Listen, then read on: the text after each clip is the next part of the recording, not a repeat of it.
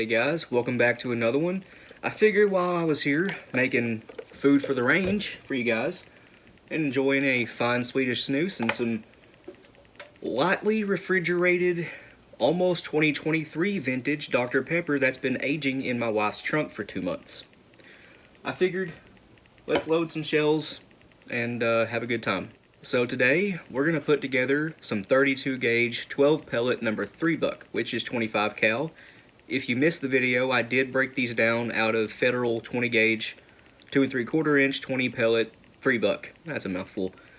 But yeah, I'm using Federal's number 3 buck, which again is exactly 25 cal. I measured it with a set of calipers that do thousandths, and yep, exactly 25. Now 32 gauge is not typically a buckshot gun, but mine, it's a Stevens Model 106, I believe. It throws buckshot a lot better than it throws birdshot. It actually produces really tight, very consistent groups with buckshot at varying distances. It does have a fixed full choke. It's a 5.26 bore for 32 gauge, and mine is choked down to 4.93. It's an awesome little gun, and yeah, it is actually little. It's a small frame. It weighs 4 pounds even, has a 30-inch, again, fixed full choke barrel, but it's a slim little thing. We've done 23 cal 4 buck. We've done 24 cal 4 buck, which is the actual size of 4 buck. We've done F buck. Today, we're going to try the next biggest size down from the biggest size you can use in 32 gauge, which would be 26 cal. 25 cal is about like loading triple-aught buck, 36 cal in 12 gauge. The 26 cal number 3.5, or actually, yeah, 3.5 buck would be equivalent to quad buck in 12 gauge, which is 375 cal. But I feel like my 32 can actually group the number 3 buck very well. We're going to see though. So the components we're using are a brand new primed Shadot Hall. I have went ahead and skived this with a knife. The knife works very well. But we're using some little gunpowder. 17.5. The wad we're using, I'm running low on the 32 gauge wad, so what I'm using right now is the Claybuster Winchester clone of the 28 gauge AA wad. I don't know what these are called, but it is the Claybuster pink 28 gauge wad for tapered holes. We're only using the gas seal off of it. Now, the shot cut portion, the bottom of the shot cup right here, it is a little bit too tight to go in a 32 gauge shell. As you can see, it does bulge out the plastic just a little bit, which is unfortunate. But the bottom of it, as you guys seen, fits like a glove. So, we're going to use the gas seal off that wad. And again, that's because I'm running low on actual 32 gauge wads. I have to get some more. For some cushion, we're going to use a 20 gauge 1/2 inch fiber cushion wad. We're going to tear it in half, ball up the fiber cushion, set it down in here, and then mash it flat with one of Gary's wad nudgers. Specifically the 50 cal 1/2 inch. This is a little bit bigger than 1/2 inch, but still it works just fine. Ballistic Products My Slim Mylar Wrap. It is for small bores, and this is a small bore. Next, we're going to be using 25 cal number 3 buck. 12 pellets of it. So, nice pellet count here. This would be a good defensive load if you want to use a 32 for defense, if that's something you want to do. Or it might be your only option. Who knows? It'd also make a great coyote or fox load. Things like that, I'm sure would do great for that if these pattern well. And lastly, BPI buffer of your choosing. I am using their BSB buffer, which is my favorite. Normally 32 gauge is done with a roll crimp just like 24.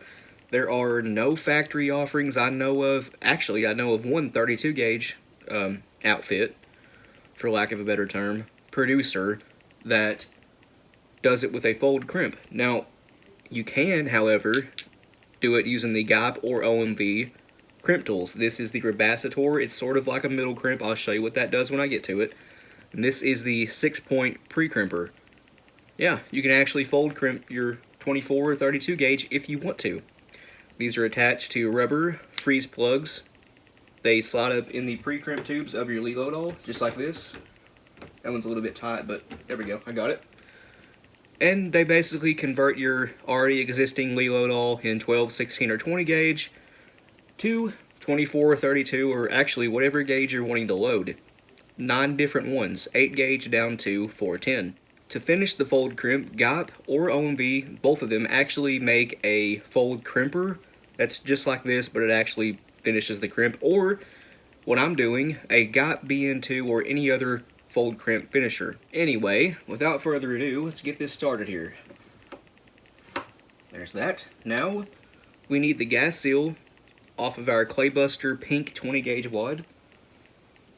Just using a pocket knife. This is a Rough Rider Carbon series with the ivory handles. I love this knife. I got it in Pigeon Forge. But yeah, Josh got him some pretty cool knives too. My wife got her one from Smoky Mountain Knife Works. Twist that off. Alright, we have our gas seal. Drop that inside your hull. Where did that? Here it is. The wad nudger. And this is an excellent seal in here, it being a 28 gauge tapered gas seal from a wad. Fits 32 gauge like a glove. Next, our 20 gauge 1/2 inch fiber cushion wad, maybe a little bit less than half. I've loaded up 4 or 5 of these now, and it seems to be about half. Once you got that torn off, I made that way harder than it needed to be honest. But just ball it up, throw it inside your hull, wad nudger, and it is flat inside. After that, my slim mylar wrap, roll it up, set that down inside your hull, and push it down. I know you guys can't see this, but we now have a mylar wrap in here. That will help with the pattern. They help prevent flyers. 12 pellets of 25 cal number 3 buck stacked by 2s. Without the mylar wrap, those fall in no problem at all, but with the mylar wrap, they're a little bit tighter, and sometimes you have to help them along with a wad nudger. And here's the 12 pellets with the mylar wrap. It does not bulge the hull out at all, as you can see, and they are stacked by 2s. I'm buffering this load with 1 level scoop of the Lee 2.2cc dipper, half a scoop at a time. I say level scoop, but really it's 2 half scoops. And finally, we're going to top that off with a very thin 32 gauge overshot card. Get that in place, use the wad tamper to make it flat, and we are ready to crimp this. To do that, I have the GOP 32 gauge crimp starter.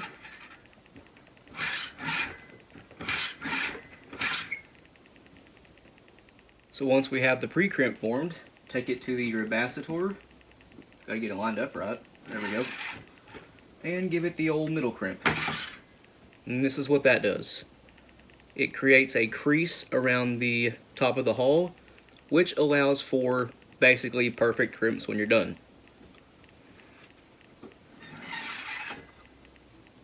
I gave it a little bit more. I'm going to finish this with a GOP BN2 off camera, and then I'll get back with you. It should look like a really good, perfect shell. And here's the end result. It looks excellent. Very, very nice shell there. So I'm pretty excited to shoot these, and I'm pretty hopeful that these will do very well at the range. What do you guys think? Let us know.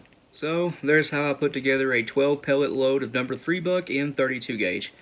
That's going to end this one here, guys. Thanks for watching. Please like and subscribe. We always appreciate that. If you have any questions or comments, leave them down in the comment section below, and we'll get back to you.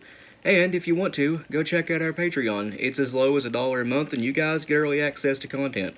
A link to that, as well as a link to our Instagram, Rumble, and merch store will be in the description below. But other than that, you guys take it easy. We'll see you in the next one.